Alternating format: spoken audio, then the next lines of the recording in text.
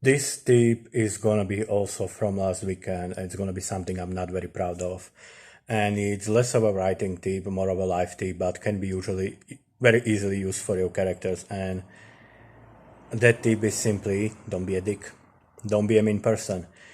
We worked for 2 days, we had dinner, it was good, we joked, we played around, we played the darts in my family. Darts is basically bonding experience. Darts bring people together. And later, my dad fell up. My dad, my stepmom, and my stepmom's mom and I was there too.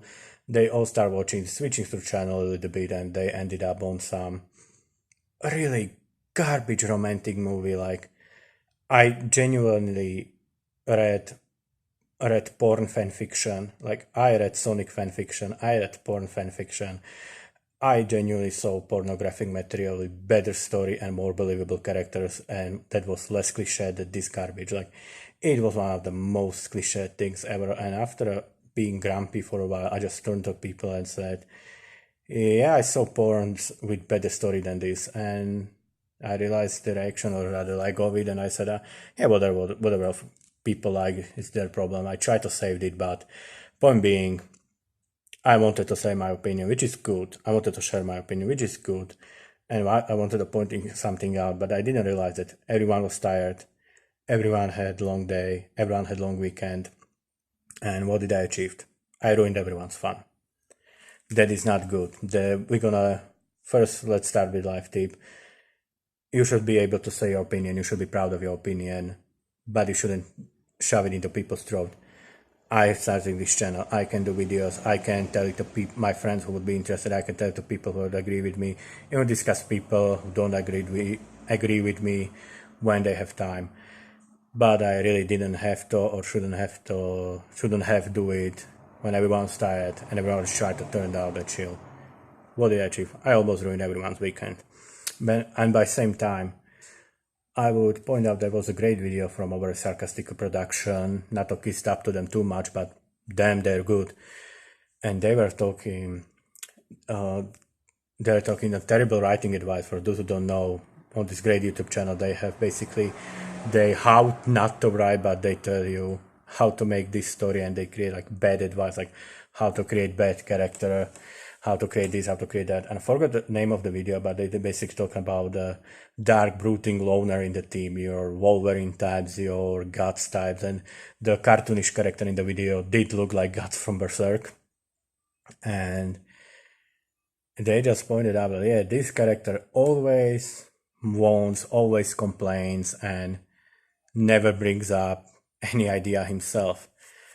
And you could, and even sometimes when it's unintentional, like Stranger Things season 2 was garbage in every sense of the word. I know some people like it, and again, if you liked it, good for you. I loathed Stranger Things season 2. It's genuinely one of the worst things and one of the most disappointing sequels I have ever seen, and that says something because I didn't expect a lot.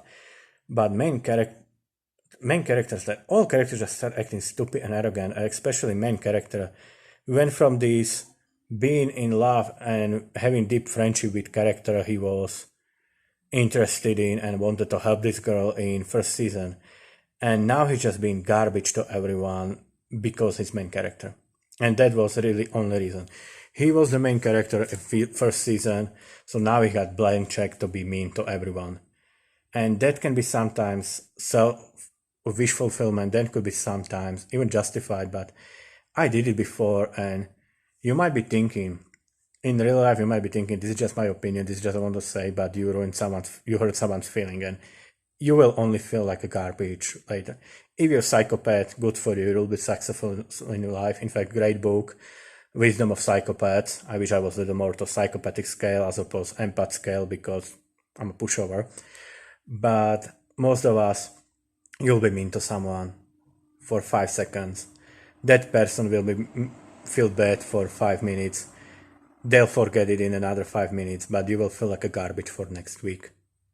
For what?